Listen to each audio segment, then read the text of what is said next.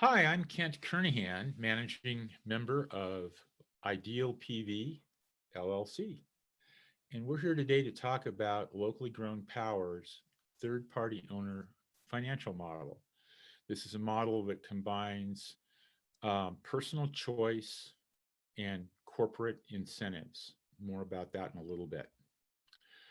The main feature of this model is that you have a third-party for-profit organization which pays a price for locally grown power modules. That price minus the factory cost minus the leaseback, which you'll hear more about in a little bit, generates a net margin for the entire enterprise. So let's unpack this. For a frame of reference, we're going to talk about the standard for-profit leasing model that is so prevalent in solar today. In this model, there are really three entities. There is a manufacturer, there's the solar leasing company, and there's a customer. The solar leasing company itself is made up of a parent company and then two groups or subsidiaries, an EPC or an installation group, and an O&M or an operations group. The installation group buys solar panels, uses its installing teams to put them on the customer's facility, and creates an installed solar energy system. Then the installation group sells that system to the operations group, and it sells that system to the operations group at a profit, at a significant amount above what its actual costs were for putting the system up. What this does is this establishes the tax basis at the operations group, which will then be used to monetize rebates, tax credits, depreciation, incentives, all of those various things that exist to incentivize for-profit corporations to do something that serves the United States public policy. The operations group then leases the system to the customer, and in theory, really is trying to recover whatever costs to cover taxes and net profits net of offsets. Now, I say this in theory because in general, the income derived from the various incentives and the markup between the operations group and the installation group really comprises the bulk of the profit, or maybe all of the profit for these operations. Now, in the example, we've chosen these vendors specifically. Trina Solar is in fact a very high quality solar panel manufacturer located in China that supplied solar panels to Solar City, which was later acquired by Tesla. And they installed these on a specific customer, Walmart. These systems were installed, and really nothing was done about these systems as they degraded in performance and went offline until Walmart started calling Solar City and telling them, hey, there's problems. We're having fires. We're having a lot of fires. Ultimately, this resulted in a lawsuit. It really is emblematic of the problem in solar leasing because the incentives are so rich and the margin that's created is so high that really there isn't much interest in whether or not the systems produce power or in fact are safe. And until you get to these catastrophic problems, they don't tend to be maintained. Ask yourself when the last time you saw a Solar City or a Sunrun or one of the many solar leasing companies running around with a bunch of mops to clean off the leaves and dirt and stuff from a solar system that they've installed to try to maximize the power. The incentives say that is just a cost you don't need to bear unless somebody complains. All right, Now, if you get the impression that I am not a major fan of the solar leasing business model, guilty as charged. However, it's the model that we have and probably one of the most efficient ones for deploying mass solar. And so we decided in 2011 to use that along with locally grown power to generate something that produced a really positive result in terms of these priorities, creating middle class manufacturing jobs, mitigating environmental harm, creating environmental justice, and creating economic expansion. Let's see how we did that. So we're going to adapt it. In our model, locally grown power factory takes the place of that installation group, really that whole EPC function. And the TPO, at least for a time, takes the place of that operations and maintenance O&M organization. Let's walk it through. So the LGP factory, it doesn't deal in solar panels. It deals in solar cells and frames and glass. And in fact, all the raw materials required to build an ideal PV solar panel. So it fabricates the panels from this material, adds an inverter, and installs an entire solar system. So far, so good, just like the standard leasing model did in the first step. Then it sells that system that it produced to a third-party owner at some market price. Now, market price is an interesting concept here because there's wide varieties of opinions about what that could be. Some people say, well, that's the highest price that's available in the marketplace plus 20%. There are actually other analysts that look at this and say, well, what's the net value of the electricity produced over 20 years? Figure out what the net present value is. That's what the price is. So whatever the highest price is that the market will bear, in the market in this case being remaining consistent with the corporate incentive programs and standard accounting practices, whatever that price is, that it establishes a tax basis. Once that tax basis is established, all of these various incentives can be monetized by that third-party owner.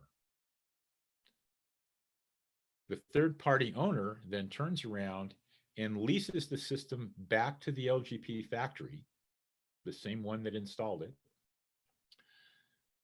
That lease recovers cost, taxes, profits, net of offsets. Obviously, this is much lower number than the price for which they purchased it. The LGP factory then will operate the system for the client under a limited right to use. So in this model, ownership of the solar panel never passes to the customer who ultimately derives the electricity benefit.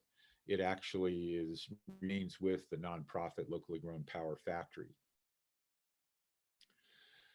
Once the TPO has exhausted things like depreciation, nominal depreciation schedule of 6 years, for example, then to the extent there's any residual value, the system can be donated back to the LGP factory. So it's completely off the TPO's books, and whatever residual value might be there could be monetized.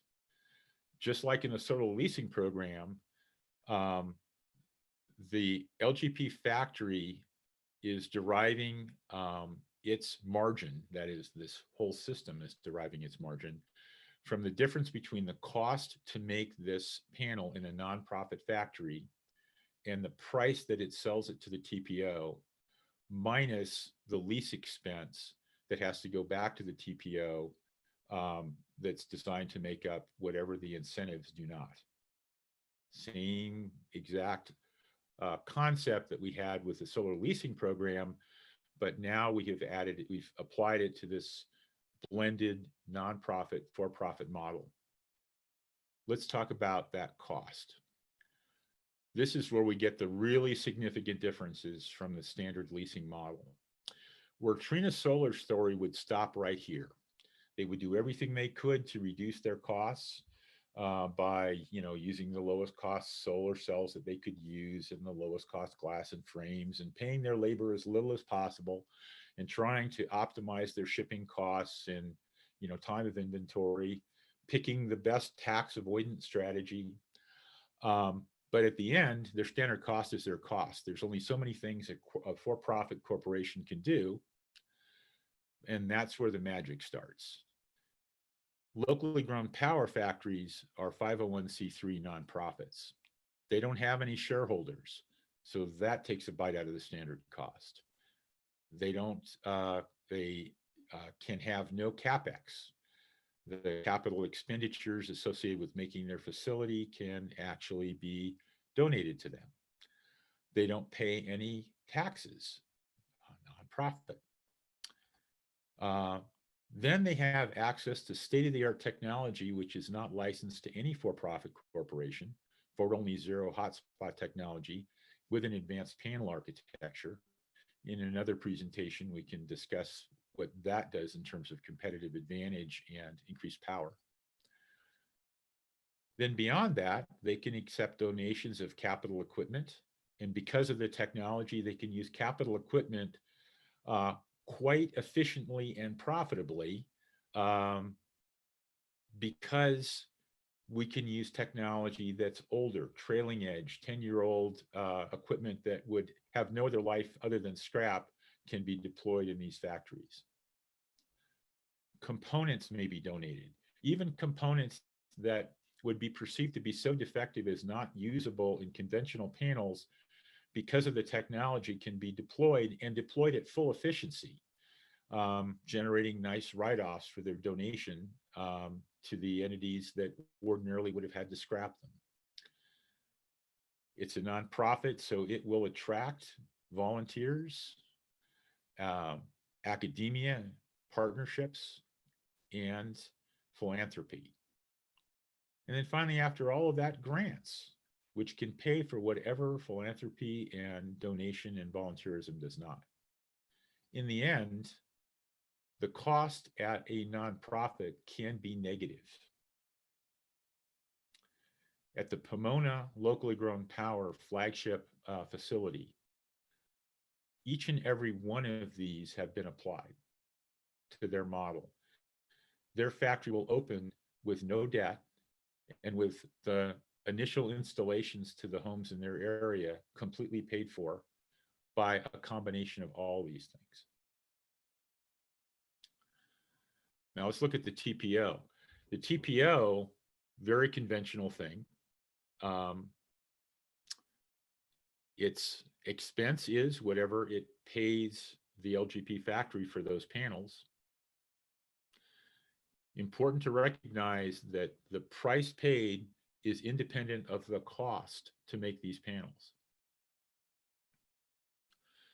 To mitigate that, now that we have a tax basis, we can apply rebates, accelerated depreciation, investment tax credits, sales tax credits in some jurisdictions, construction matching funds in some jurisdictions, solar energy transition, renewable energy certificates in other jurisdictions, cap and trade, again, depending on locality, feed-in tariffs, depending on locality. And finally, after all of these costs are mitigated, whatever residual is left is made up with that lease back to the locally grown power nonprofit factory. Putting this all together, we have the TPO with its price paid, incentive mitigations, and then finally its lease back to the LGP factory.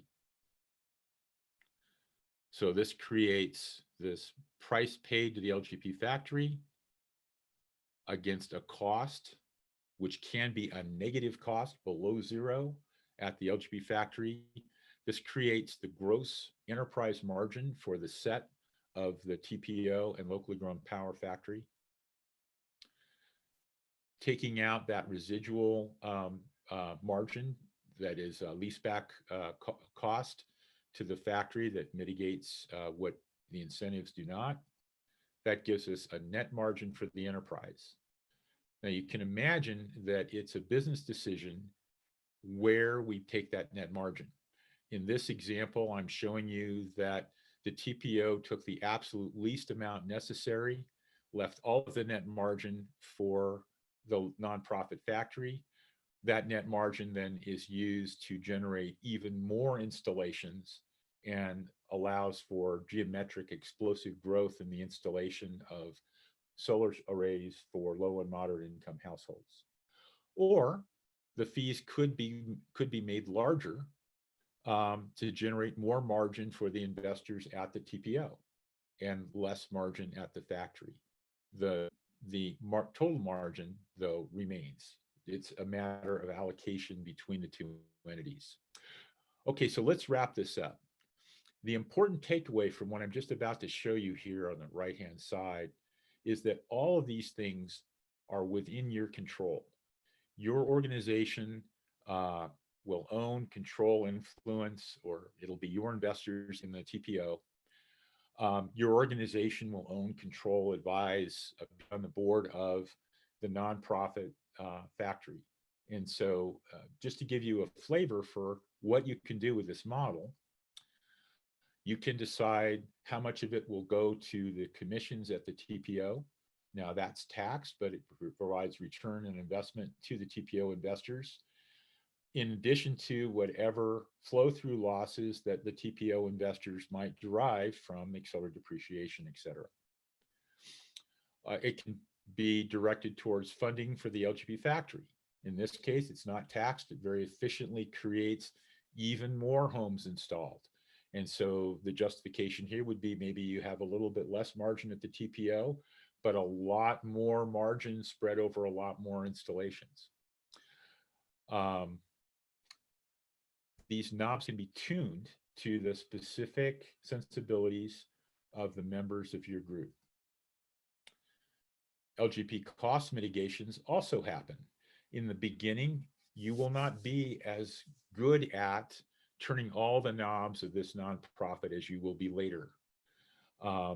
In the beginning, you may be able to negotiate for low-cost silicon, but not necessarily donated silicon. In the beginning, you may buy some equipment and achieve donations of others. But over time, as you become more efficient, the operation gets larger, the cost reductions in the LGP factory will continue to improve. In addition, there will be continuing technological improvements in the underlying FOZHS and idealPV panel technology, some of them quite breathtaking. We certainly intend to do things like change the metallization strategies, change the strategies for use of glass, new frame materials. All these things will become more possible as the network of LGP factories expands and the volume of product is developed. So whatever you see in the beginning of this model, it only tends to get better as time moves on. And then, of course, the incentives for the TPO. You may not even be aware of all the incentives that might exist. For example, you might initially have fundraising activities that are associated with buying systems, which then allow the TPO to place orders on the LGP, and then later discover that that same money would go farther as a appreciated asset donated directly to the nonprofit. So these incentives and models can change over time. You may discover that you are an opportunity zone, or you may not be an opportunity zone when you first form this organization, but later be declared one. So all of these things will get better and better in terms of the operation of the TPO as well. Important point here, both of these entities are locally owned and under the control of the organization in that municipality, in that community. Both nonprofit and for-profit knobs are available, and really there is only limitation in terms of the skills, talent, and knowledge of your team. So you're left with determining what's going to be the optimal mix for your community and your team. Let's dig a little bit deeper into these two entities and understand what they're there for. So first, why do we even have not-for-profits in the United States? not all societies around the world have nonprofit organizations. I mean, all of them have volunteerism, but not the very rigorously well-defined corporation, in the public welfare that we have in the United States. Um, Nonprofit sector represents an opportunity for individuals to make choices about what their strategic priorities are and express those choices through the nonprofits that they choose to form or support. So that's important. It's really about individual choice. Now, the original picture of a nonprofit is we have this nonprofit and it gets some public grants. So it's kind of doing the government's work, but through another model. But in fact, it's much richer. Of course, they can take private grants, foundation and endowments. Appreciated assets is a great example of really this concept of choosing where your taxes are spent. If you donate an appreciated asset to a nonprofit, the government essentially throws in the taxes that it would have charged on that appreciation as part of the deal by forgiving the taxes. So basically, they're saying, investor, you decide what your priorities are, and we'll kick in our part to support that because your priorities are priority. So it's a kind of a neat individual choice feature of the American system. It's also quite a large one. 501c3 sector contributes about 2 trillion annually to US GDP, really representing about 5.6% of the gross domestic product. This is a shock to most people, and that's why I provided this link to a report on the nonprofit sector, so you can get an idea of just how large a sector is in the United States. As we look around, we see nonprofits everywhere in our medical foundations, in our cancer research, in our social organizations. So it's really a fixture in our society, right down to our churches. This provides a mechanism for individuals and organizations to choose to advance their priorities by how they direct their taxes. Very much about individual choice. Individuals and organizations can also choose to advance their priorities by simply volunteering their time or being members of the board. Habitat for Humanity is a great example of that. While an individual carpenter may not have that much monetarily to donate to a Habitat for Humanity household, they can certainly spend their Saturday helping make the thing. So again, a really neat feature of American society and American economics. And finally, community nonprofits provide a place for equipment and material to be repurposed or recovered for productive use that might otherwise have been recycled, discarded, whatever. So the nonprofit sector is really a vital part of the US economy that we're harnessing in the service of locally grown power. The other part of this is the for-profit section of the model. Now, interestingly enough, for-profits are not really about individual choice. So in our system, the most pure capitalist system, really the only charitable things that would happen through nonprofits. And for-profits would operate strictly on profit motivations. And the only way you can decide where they would go for their profit motivation is to provide incentives to direct them where you want them to go. So tax incentives are the way that the United States government tries to get for-profit organizations to follow its strategic priorities. Not up to the for-profit corporation. This is kind of a command decision. We're going to provide these incentives to induce you to follow us where we want you to go. So accelerated depreciation to get you to buy more capital equipment. Investment tax credits to get you to build stuff like, factories. Opportunity zones to induce you to work in low-income areas where the nonprofit might have a mission where it's decided that it's going to support low-income neighborhoods. Opportunity zones are designed to induce the for-profit that would not or ordinarily would not have done that, to induce them to follow their profit motive into that low-income neighborhood. Infrastructure Bank in California, for example, to build infrastructure, roads, water systems, things like that, that are interest of civil society, and on and on. So really, this idea is the government provides incentives, and then the for-profit corporations do what policy is asked, and in return they get to monetize that spending in the tax code. So that accelerated depreciation is saying, we're going to let you keep that tax as profit if you invest in the thing that we want you to do. But it also allows private capital that was profit seeking to actually provide capital with a mission in the case that the for-profit organization is paired somehow with a social enterprise, a project that they favor happening, whether that's greenhouse mitigation or revitalization of a particular neighborhood that they grew up in. It also provides an outlet for public finance, bonds and infrastructure banks and things like that. Even some odd things like investment by foreign nationals. That's the EB-5 system that allows for a foreign national to get a green card by investing $500,000 in a U.S. enterprise.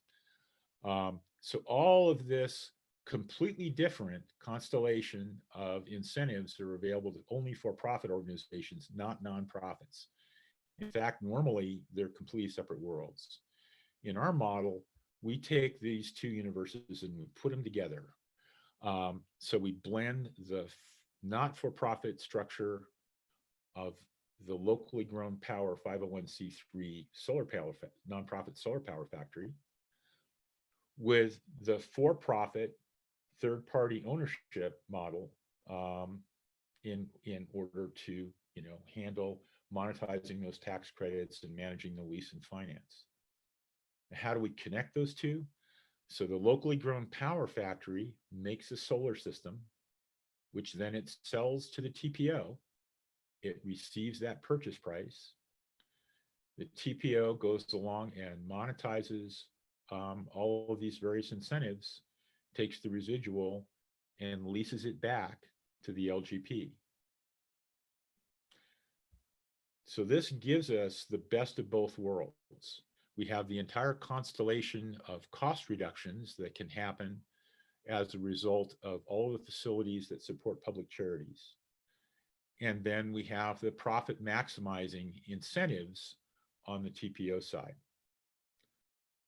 The result is that we've blended personal choices for nonprofit contribution and corporate incentives into a single model to get us the maximum result for our communities, maximum deployment of clean solar energy with this annuity cash flowing into the community that then generates economic revitalization, mass employment, and environmental justice. Thanks for spending some time with me today.